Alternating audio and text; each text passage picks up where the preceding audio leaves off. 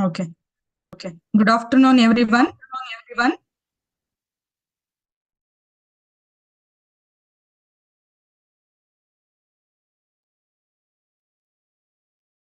Okay.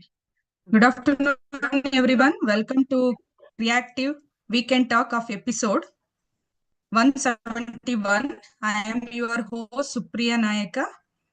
It's a pleasure to have you all join us today. At Creative, we believe in the power of knowledge sharing, and our weekly talks brings together experts from diverse fields to inspire curiosity and learning. We are proud to share that Creative is now a registered trust. Creative vision is to build a constructive thinking on various domains, and we might focus on non-textual, non-academic, non-syllabus related concepts. Today, we move into the fascinating world of astronomy and astrophotography. Our guest speaker, Dr. Zahid Ahmad, is a consultant in anesthesia and intensive care, as well as a passionate amateur astronomer and astrophotographer.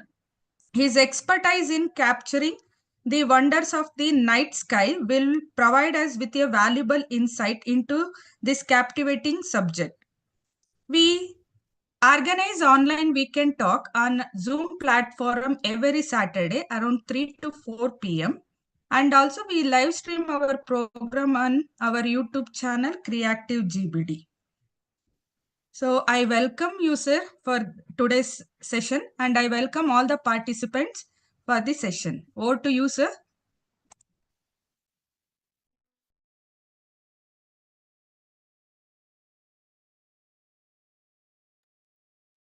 You are muted, sir.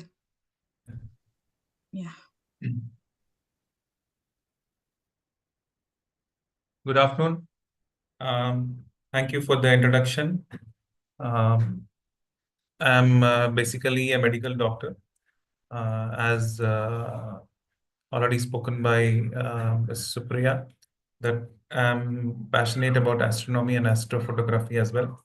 So today I'll just take you to a journey of our amazing universe and how we can observe the night sky and what are the options available for us to venture into this amazing hobby. So to begin with, I would like to, am I audible? Yes, sir. Yes, sir. Please. Okay. So I would like to just start sharing a few pictures which have been taken by me recently. So this is the image of the Seven Sisters, also called as the Messier 45 Pleiades. It's an open star cluster. We'll come to it in a short while. So this is called as the Bubble Nebula. It's an emission nebula. Um, Here we have a combination of a bubble-like structure, which is the Bubble Nebula, and a cluster nearby. The cluster is NGC 7654. NGC stands for New General Catalog. And you can see the emission nebula, which is in the form of a bubble. This is the Triangulum galaxy, which is the nearest galaxy next to Andromeda. Andromeda is the nearest galaxy, and second nearest is Triangulum, which is M33, Messier 33 object. So, universe is not stranger than we imagine. It is stranger than we can imagine. As rightly said by JBS Haldane, universe presents to us a lot of mysteries waiting for us to decipher it. So it has not existed forever. The most accepted theory of the creation of universe is the theory of Big Bang, which, according to which, it was born about 13.82 billion years ago. All matter, energy, space, even time just came into being with the Big Bang. When the creator wanted to create this universe, it just came with a bang. So this is a depiction, imaginary depiction, how Big Bang occurred from nothing and which eventually led to the formation of the whole universe. In this slide, we can see the timeline of universe right from Big Bang. So initially, few thousand years, it was a lot of high energy particles and a few nuclei. Then subsequently, new stars were formed, then galaxies. Then universe began to expand. After about 9 billion years of its creation, solar system was formed and life on Earth began about 10 billion years after the Big Bang. And right now, where we are on the timeline, it is about 13.8 billion years. And subsequently, after another 7 to 8 billion years, our sun is going to get converted into a red giant, which might swallow the Earth and the entire solar system as well. So the future of the sun is going to it is going to form a red giant, and definitely everything is going to come to an end. Eventually, in the end, the universe will become cold and dark at one point of time, which only Almighty knows well. So let us see what exactly is the composition of universe. The entire thing, what we see, the stars, the solar system, sun, moon, the exoplanets, the asteroids, comets, everything form only about 0.5% of the entire composition. If you see, dark matter come actually corresponds to 22%, and dark energy, which is more mysterious than dark matter, it is about 73%. So our universe is filled with dark matter and dark energy entirely. Only the visible things, what we see, are only a minute fraction, which is about 0.5%. So let us see this sphere. Imagine yourself to be standing in the center of the universe, and we have the most sophisticated equipments to observe the universe, like the Hubble or the James Webb Telescope. What is the farthest point we can see that can be considered as an imaginary sphere? And that is called as the observable universe. Can you imagine the dimensions of an observable universe which man has been able to reach? That corresponds to a sphere which is about 93 billion light years in diameter. But it is our reach, and we don't know what is beyond. All mysteries beyond 93 billion light years are still unknown to man. What we see is only the observable universe, and we do not know anything beyond what lies beyond the observable universe. This is an interesting concept of gravitational lensing. This was the recent image published by the James Webb Telescope. Where you can see a number of galaxies here, which are slightly bent. So why is this occurring? This is the concept of gravitational lensing, where because of the high gravitational energy and presence of a black hole, the lights gets bent. As a result, we can see what is beyond the black hole. So that is called as the concept of gravitational lensing. In order to understand the night sky, we should know the life cycle of a star, because there are so many components of the life cycle of a star which we can see in the hobby of astronomy. Right from nebulas. What are nebulas? Nebulas are the places, stellar nurseries are places where stars are born. They are gaseous structures of hydrogen, helium, and when new stars are born, those highly energetic young stars, they emit a lot of radiation, as a result of which the surrounding hydrogen gas gets ionized. And when it releases an emission spectrum of hydrogen alpha, which is reddish in color.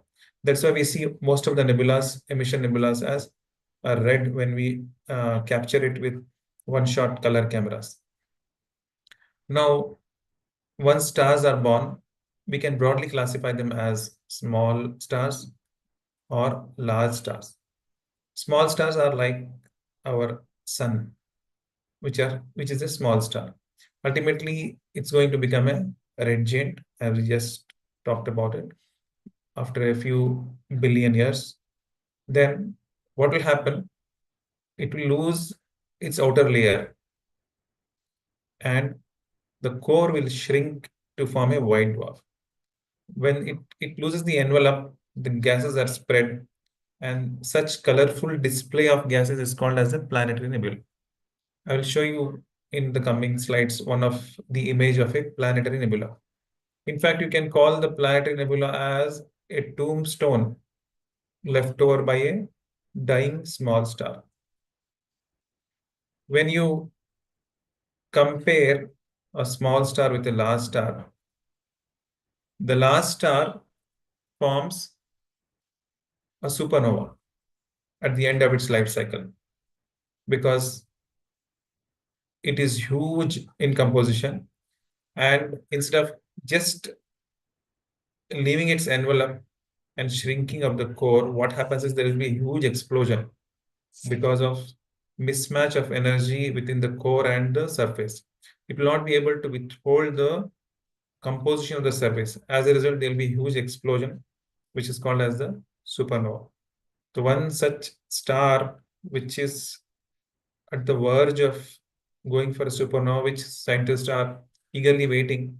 We don't know when it will go. It could be a few days or a few years, or even hundreds of years. But it is at the verge of supernova, that is the star Betelgeuse in the constellation of Orion. You will be astonished to know that there are about 1 septillion or more than 1 septillion stars in the whole universe. Septillion is a very huge number, one followed by about 24 zeros. And it's a rough estimate that there are about 100 to 200 billion galaxies are there. Yet in all this immensity, there is only one place which we know of where life exists. That is Earth. Even though scientists have tried their level best to see forms of life on other exoplanets, but the most habitable, inhabitable region, the sweet spot for habitation is the Earth, because the position and the orbit and the distance from the sun and the temperature, climate is most optimal for life to sustain, which is not found on any other planet apart from Earth or in any other exoplanet which we are aware of so far. So we are still in search of life beyond, in any place beyond Earth. Okay, coming to amateur astronomy as a hobby. So first let us know what is a hobby. Hobby is anything which a person pursues outside his one's regular occupation, engaged in especially for relaxation purpose. We can be busy professionals, but something which gives us a relaxation is the hobby. People do photography as a hobby. Some people collect philately stamps, the stamp collection as a hobby. So also astronomy is a hobby, but there is a stark difference. The pursuit of astronomy is far beyond relaxation. The vastness of cosmos and our minuscule presence makes us ponder upon the ultimate truth for the purpose of our existence. So this is somewhat a spiritual hobby. It takes you to a different level. It makes you ponder what is the purpose of your creation. In this whole vast universe, you are alone on Earth, or there is something beyond. So this quest in the mind leads man to ponder and ponder upon the creation and realize the ultimate purpose and the creator. So astronomy can be broadly divided into visual astronomy, electronically assisted astronomy, and astrophotography. So let us discuss each. So what is visual astronomy? When we look at the stars with unaided eyes or through binoculars or with the help of a telescope, it is called as a visual astronomy.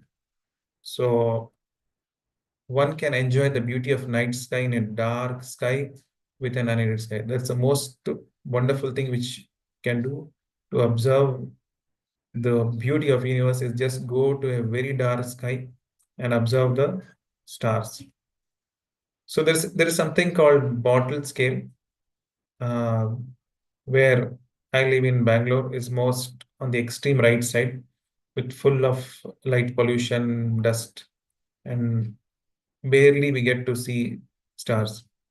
When you go to village side, rural part of Karnataka, a few kilometers away from Bangalore, maybe 70, 80 kilometers, we have a bottle 4 or bottle 5 sky where stars are relatively better. But if you go to really bottle 1 and bottle 2, places like Hanley, Ladakh, where atmosphere is pristine and crystal clear, where you get to see the beauty of the universe, and it is a real treat for the eyes. So there is a website called as lightpollution.info. If you want to see where the best skies are there near you, you can just Google in lightpollution.info and just find the nearest place of bottle 4, 5 or less near you. So if you look at this slide, you can see this, especially I focused on this area because I was giving a talk for um, army people in Indore, where I had to focus on Indore as a city. If you see Indore and Gandhinagar in the slide, which are city areas which are burnt out and red or white glows are there. So this is because of the city light pollution. Whereas the rural areas surrounding, you can see little greenish and more better skies are in the dark gray or black areas. So these are bottle 2, 3, and bottle 8, 9 are in the cities which are red and white burnt out areas. So you see Nagar is relatively a better sky compared to Indore proper city. So this is the beauty of the night sky, which you can observe while you are in a bottle 1 sky. So mm, you can see the observatory and possibly this is Hanley, and that is the Observatory of Indian Institute of Astrophysics. See the beauty of Milky Way in the sky in bottle 1 skies. So this is the beauty of visual astronomy with unaided eyes. You can see directly the Milky Way without the need of any equipment. So next is a pair of binoculars, which will help you to see the wonders of the sky. Here you can see with a wide angled binoculars a few constellations. You can see stars and double stars. You can see open star clusters, sometimes bright globular star clusters. Planetary imaging can be done with a pair of binoculars. You can as well look at bright nebulas like Orion Nebula or the Carina Nebula, etc. Coming to telescopes. Um, Telescopes can be a reflector, which is a Newtonian reflector, or a refractor, which is composed of 2 convex lenses or 2 or more convex lenses. We'll come to it. Then there is a combination of a reflector and a refractor, which are called as catadioptric telescopes.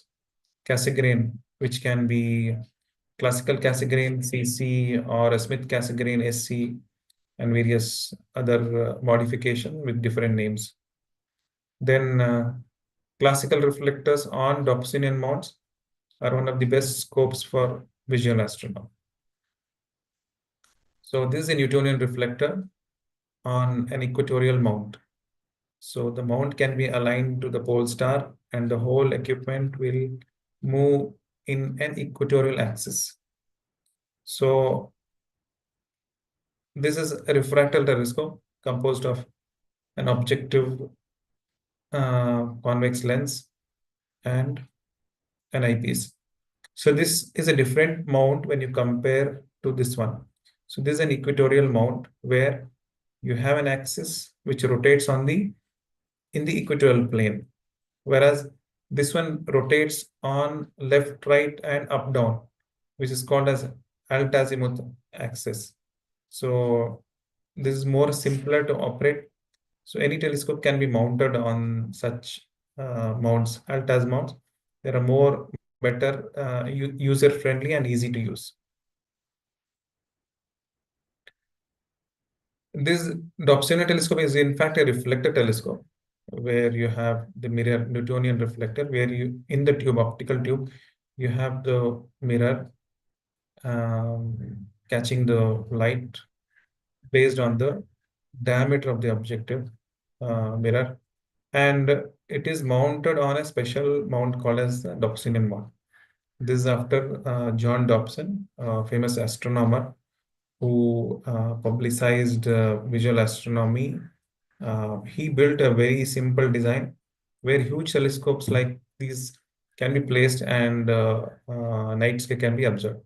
So this is indeed a very easy um, piece of device where huge telescopes with 8-inch, 10-inch, 16-inch in diameter can be easily mounted on a Dobsonian mount.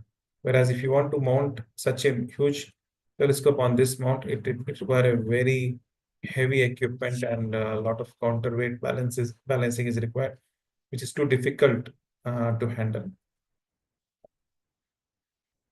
Now, this is a Cassegrain telescope where it is a combination of a reflector where there's a mirror, and a combination of lenses. So the advantage is you have a large aperture diameter, but the length is shortened because of multiple optical components inside.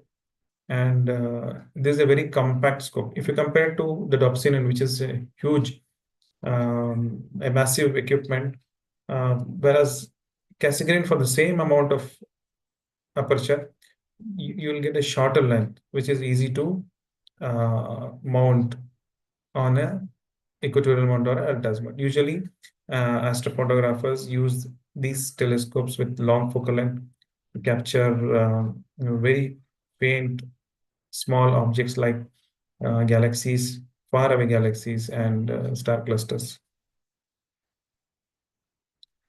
So now we have dealt with visual astronomy, and now we'll come to basics of astrophotography. Astrophotography can be, yeah. So before going to it, there's a very important concept which we must know, because our Earth is in constant rotation, which is aligned to the pole star, more or less.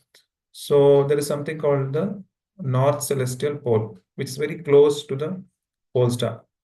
So if we align our telescope mount, the equatorial mount, to the pole star, which is called as polar alignment in terms of astronomy, astrophotography, then you can track the night sky with a motorized mount.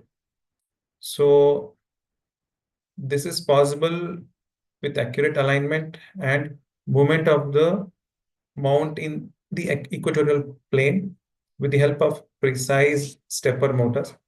Those are called as tracking mounts, computerized tracking mounts. These are available, and you can mount your telescope of your choice on these mounts and track.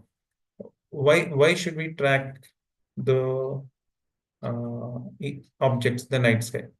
Say, for example, star clusters or galaxies or nebulas. This because they are in constant motion, and astrophotography is a long exposure photography. Unlike any other photograph, you just expose the camera for a fraction of a second. Whereas to capture the faint light coming from faraway galaxies and star clusters or nebulas, you will require multiple exposures of long duration, say 60 seconds, 120 seconds, 300 seconds. The camera shutter is open for 300 seconds. So if it is not tracking, there'll be a lot of shaky image and you'll get something called as star trails, so which will spoil your image. So you must have an accurate polar alignment with accurate tracking mechanism and take long exposure photographs to attain a very good image. So that is a north celestial pole where Earth's axis is coinciding. So as a result, once we uh, do a proper polar alignment, we can track the night sky. On the contrary, this is not possible with alt-azimuth mounts like Dobsonian mounts. So Dobsonian mounts, they have only left, right, and up-down moment. The up-down moment is called as the altitude, and the right-left moment shown in the pink arrow here is the azimuth. So here, this is subjective to the observer.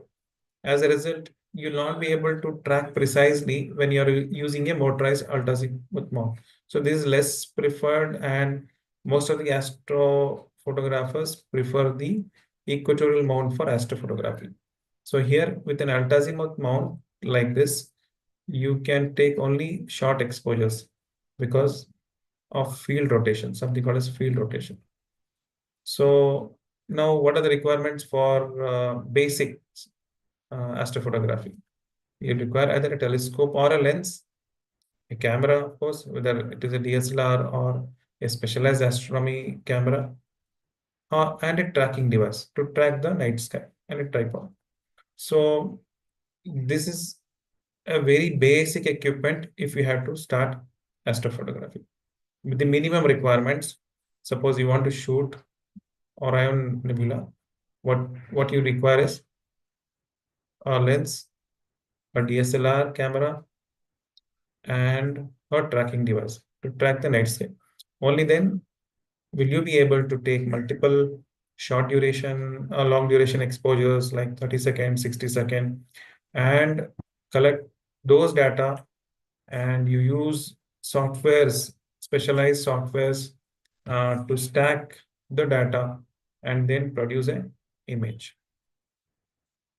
Okay, let us look at what a dedicated astrophotography equipment looks like.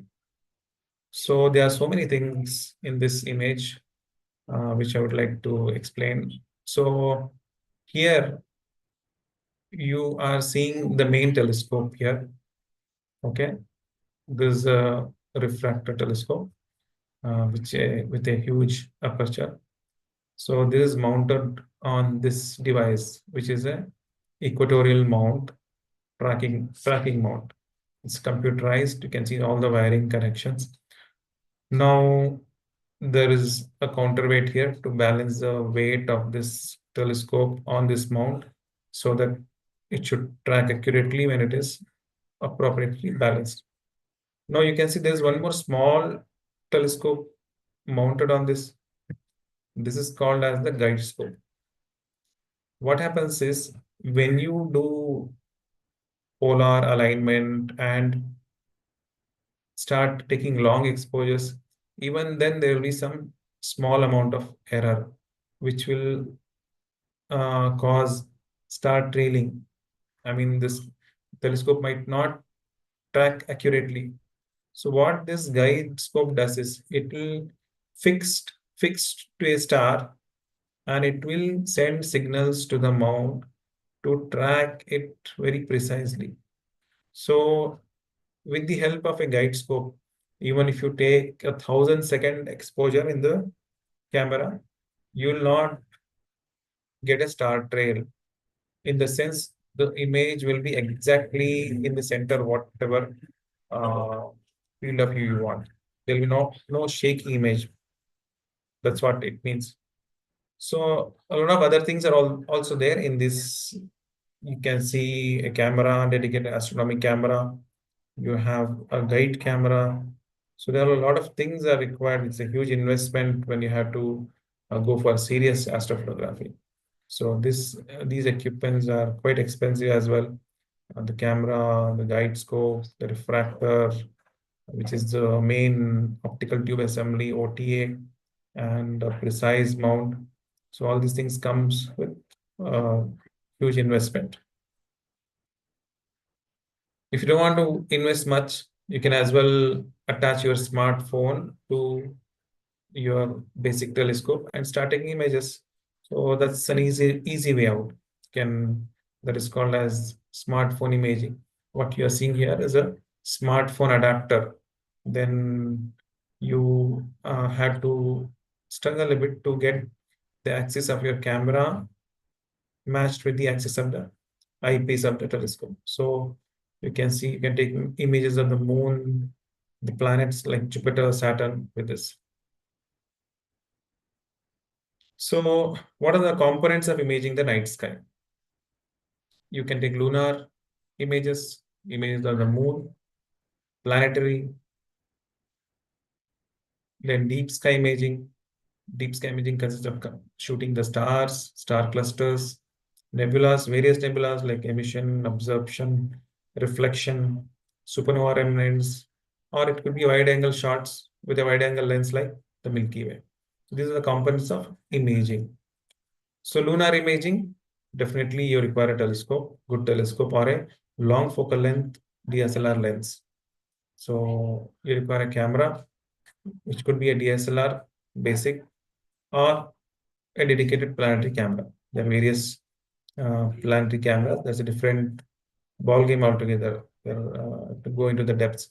So which is outside the purview of this discussion. You can take basic smartphone planetary photography with a telescope, and you require some software knowledge to capture the images and stack them. There's something called very important concept called lucky imaging. So because of the variations and distortions in the atmosphere, all frames are not good. So these planetary cameras capture the videos of camera planets at a very high rate. They do it at a rate of about 100 to 120, 150 frames per second. So in order to get a good image, about 8,000 to 10,000 frames are captured in a short span of time, maybe 60 to 90 seconds. Then these dedicated softwares like AutoStacker, Registack, they filter out all the unwanted and poor quality frames, and you can select what percentage of good frames you want to stack. Stacking is the process of overlapping each good frame over the other frame to produce a final good image. So this is a full disk of moon taken with a small 70 refractor telescope attached to a camera. Again, full moon, full disk. On the edges, you can see some craters also here. This is the new moon taken with 130 reflector telescope, Newton reflector attached to a camera. Then this is the close-up image taken with the Dobsonian telescope with a camera. Crescent, waxing and waning. We'll get various forms. The new moon, waxing crescent, waning crescent, and you have the full moon. So the advantage of shooting in waxing or waning crescent is you are able to appreciate the craters better rather than seeing in a full moon, because of the sunlight falls tangentially, you can see the structure of craters and details within the craters. See, there's a crater close up view. You can see the huge crater one, two, and you can see the rocky surface within the crater, and you can see some surface aberration or surface of moon, various size craters and rocks on the surface. This is also close-up image of the moon where you can see crater and inside mounds, and you have one more small rocky mountain here and numerous small craters on the surface. Okay, coming to planetary imaging. For planetary imaging, you definitely require a long focal length telescope. It could be a reflector, refractor, or a maxito. It is once again, as I said, it's a combination of a reflector and a refractor or a Dobsonian. You definitely require tracking because you have to track the planet. Planet keeps moving, and you require a planetary camera or a DSLR and dedicated software to capture it. So this is the image of Saturn captured by me about 2 years back. You can see the difference in the ring when it was captured 2 years back and now recently. This was taken last week because by 25, mid 25, I think we will be looking at Saturn totally from sideways. So as a result, that ring is going to disappear. No, no, this is more at an angulation where you can see the ring very clearly, and also the division in the ring, which is called as the Cassini division. But here, everything has disappeared, except you can see a very fine rim. So this also is going to disappear in a few days, and you can see only a fine line. Once again, we have to wait for the angulation to occur when we start appreciating the rings of Saturn. So this was taken with the Dobsonian telescope. This was with a Newtonian reflector. And this is the Jupiter.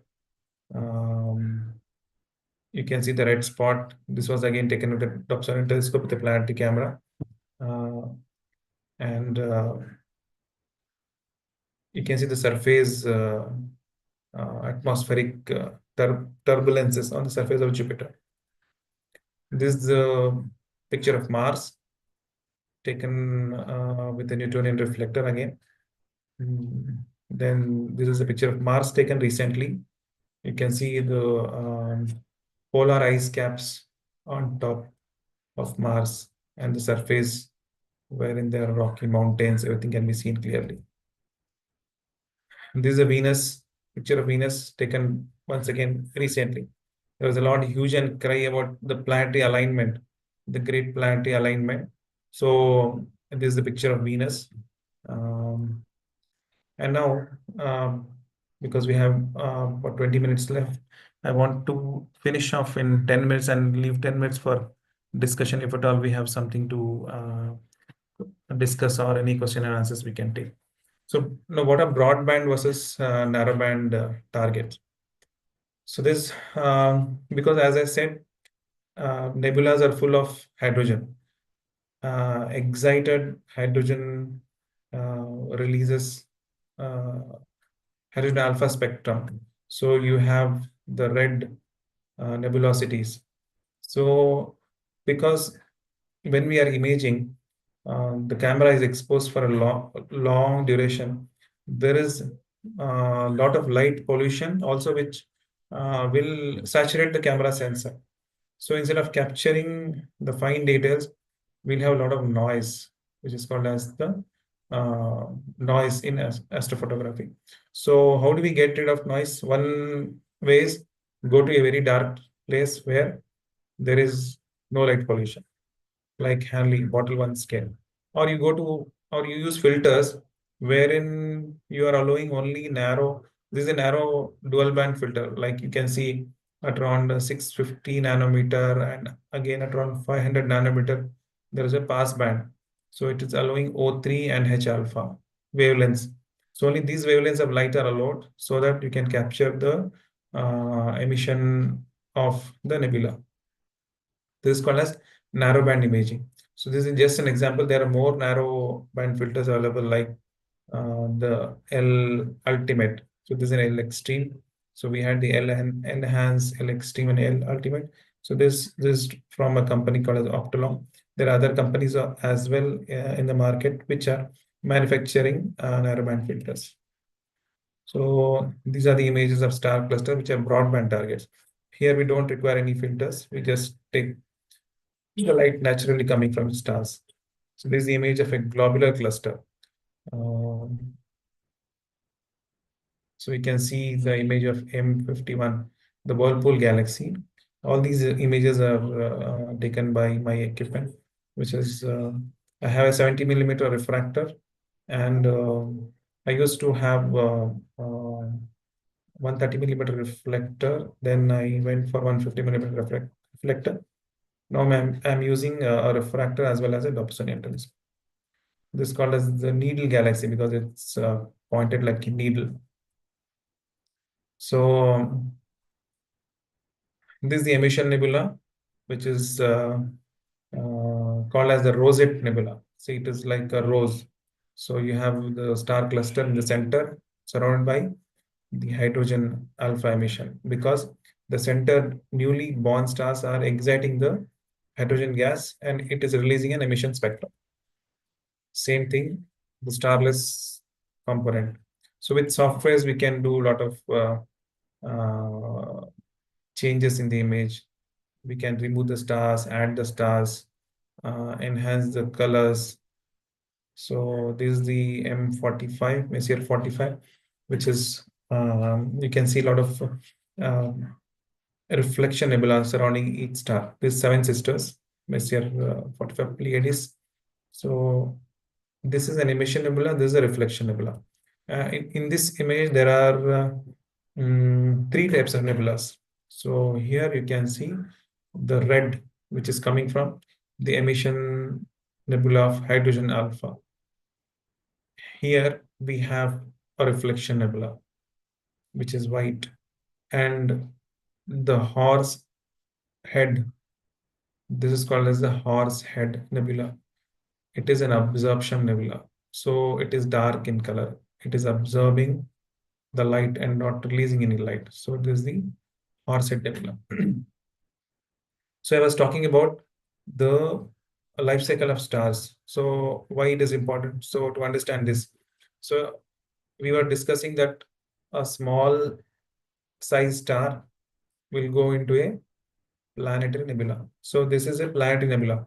Right in the center, you can see a small white dwarf. This used to be a small star at one point of time. Then after so many millions of years, it has lost its fuel. So it's not able to maintain the integrity of the surface. So the surface is lost and the core will collapse to form a highly dense white dwarf. So you can see the center, there is a white dwarf surrounded by gases in various colors. So various colors correspond to the various varied chemical composition of the gases. So red is for hydrogen, then blue is for oxygen, then yellow is for sulfur.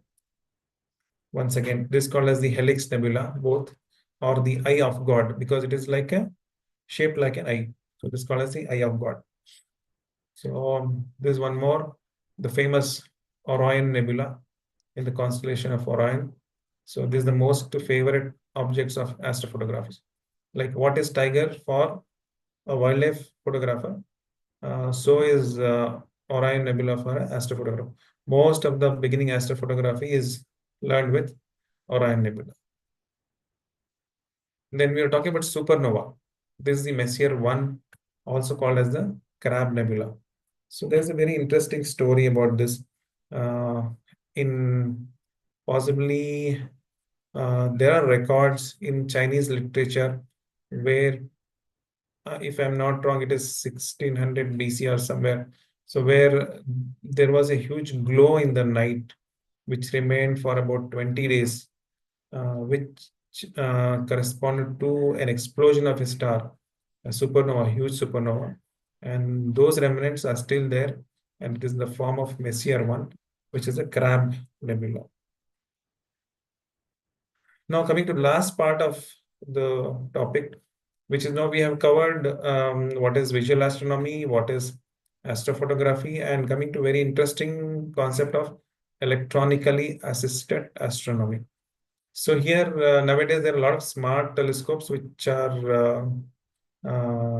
come. Various companies have started manufacturing smart telescope where you don't have to invest a lot of huge equipment on mount, on the guide scope or guide camera, then astronomy camera. Everything is in a very compact form, which is called a smart telescope. Here, where with the help of an application on the phone, you can control the telescope, you can really take good images, but the only disadvantage is you not be able to do visuals. You can only take limited images of the night sky. But they are into the market and doing a lot of good. There are a lot of good feedback from the users because to enter into the hobby of astronomy, they are playing a major role. So this is apart from visual and astrophotography, there's something interim. So where with basic equipment you can have the joy of taking images of astronomy. So one such brand is the ZWO C Star, which costs about 45,000 rupees. It's a smart telescope where you can do a lot of things. You can do solar, lunar, and deep sky imaging, broadband, narrowband. There are filters.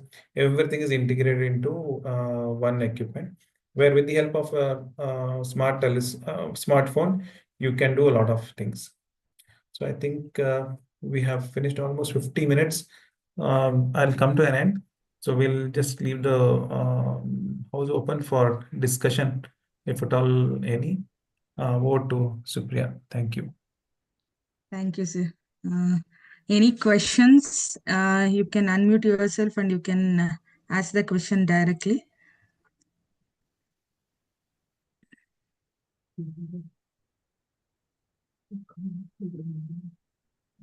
Any questions?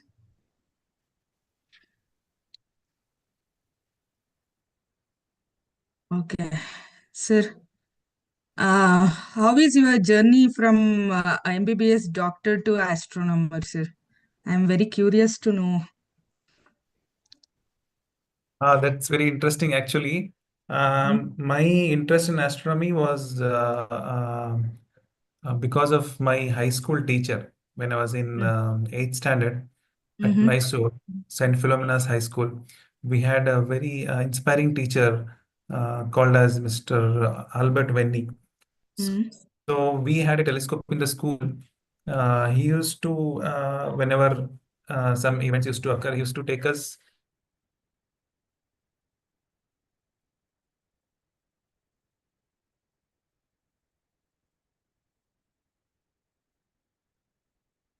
and that interest was instilled in me.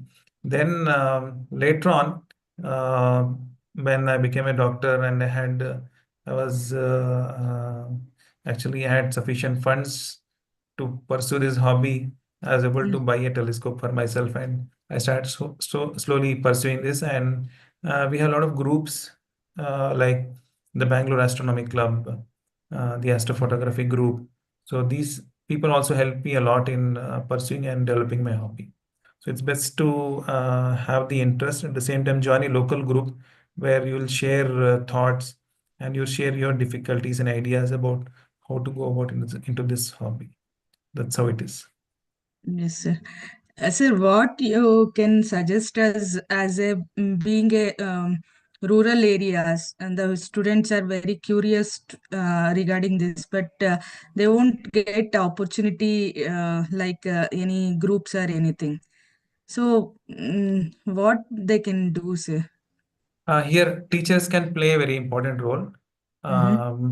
usually a very small investment of a Dobsonian telescope, like Mm. 20 to 25,000 of investment with a Dobsonian will do a lot of wonders, where you can show the student a lot of things, especially planets, lunar, and nebulas, and you can contact us if at all, if we want to come and do it as a service or giving back something to the society. We can also conduct sessions for students and help you out in this, so that we can be a part in instilling some interest what we have got from the society.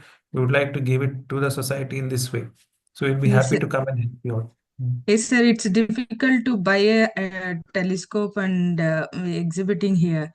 But it's if any programs like this interacting rural students at a rural area, it will be very useful for students also.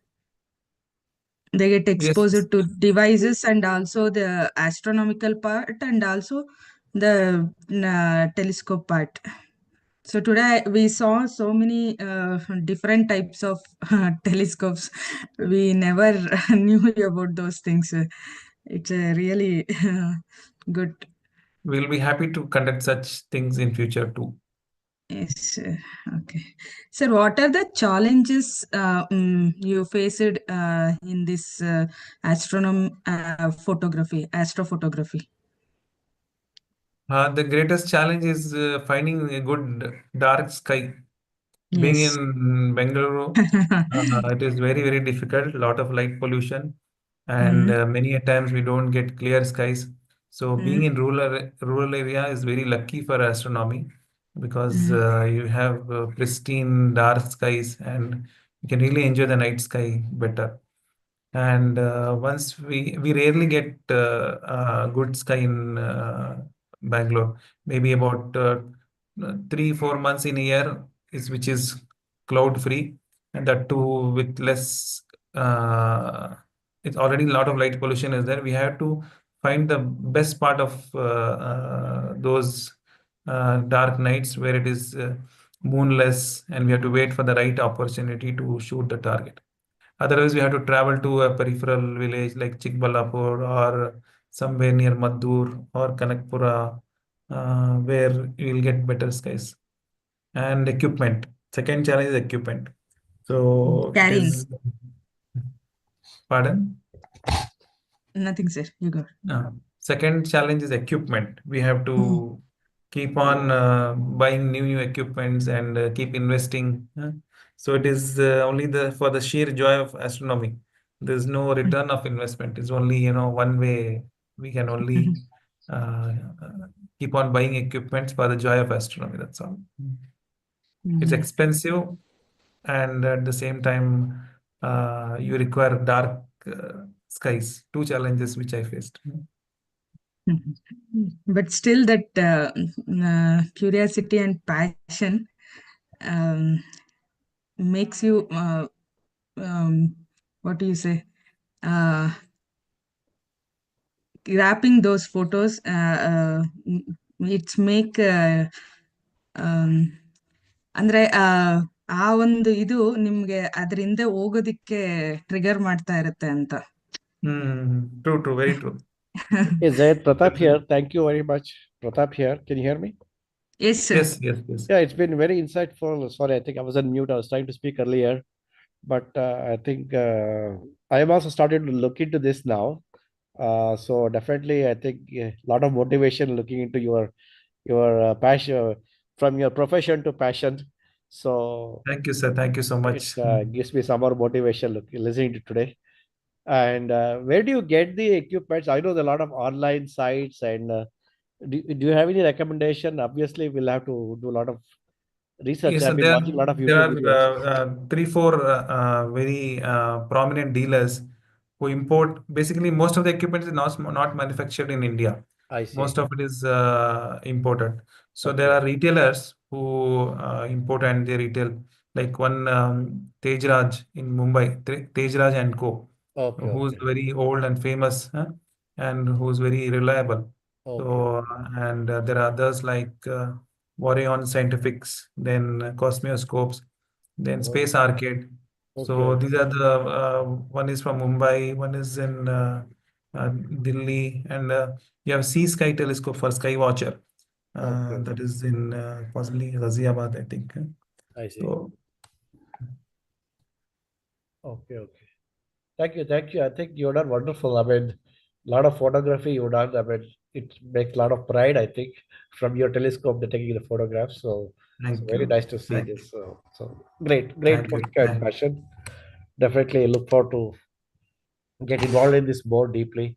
I've been watching a lot of YouTube videos and I have a basic telescope at home, not a big one. So obviously I have to upgrade a lot. I've yet to True, true. begin this journey. So I will probably start. Thank you. Thank you, sir. Thank you so much. Thank you, Thank sir. you, sir.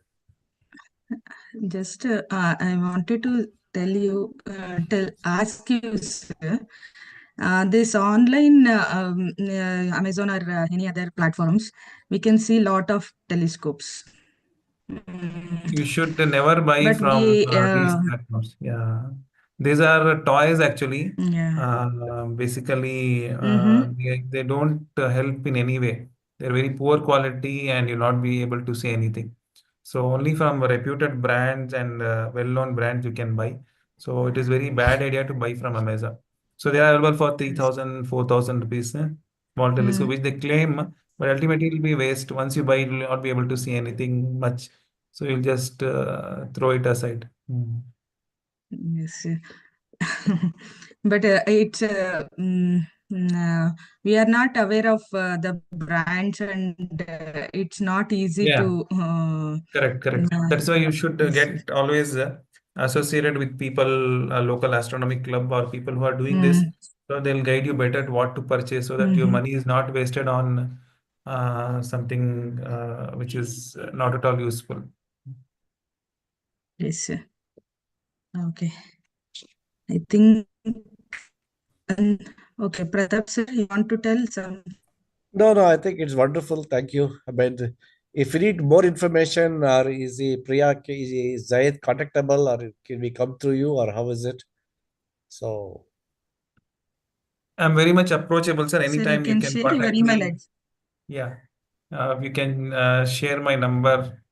So I'll be able to help in whatever way possible, yes, whether yes. to conduct camps or to conduct sessions, just for the sake of scientific pursuit, Yeah, not on commercial basis. absolutely, So absolutely. I think, purely as a service-oriented thing, we'd like to do it. Mhm. yes, we have a lot of interested folks. I mean, we catch up with as I said, friend circle. So obviously, we're all, so I'm retired from IBM.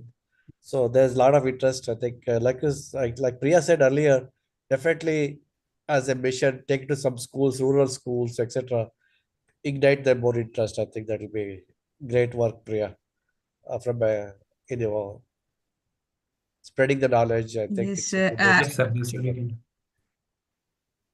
Yeah. sir, I have shared our creative group link in chat box so that anyone interested can join further weekend talks updates. And Okay, also, sure. I'm sharing today's YouTube live streaming link so that you can save and you can check once again. So I'm sharing both the links in chat box Okay. so Yeah. that sir, I'll be the admin. So you can text me. I'll send the phone number. Yeah. Yeah. Thank you. Yes. Zaid sir, it's a very informative and uh, uh, and we are very curious. Every night we used to see so many stars, and we are very curious. Day and day we see new things happens in night sky. So capturing is another big thing.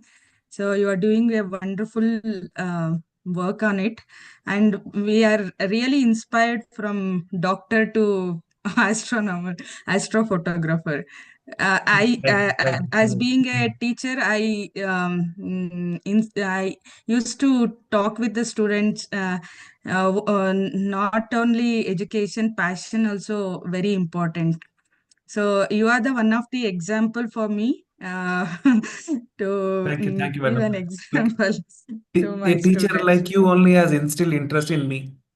Yeah. All the interest I attribute to my teacher in science in my high school, 8th standard. So possibly you can motivate a lot of students in your service. Hopefully. Thank you. Thank you so much. Thank you, sir. Thank you, one and all, for joining. Thank you. We are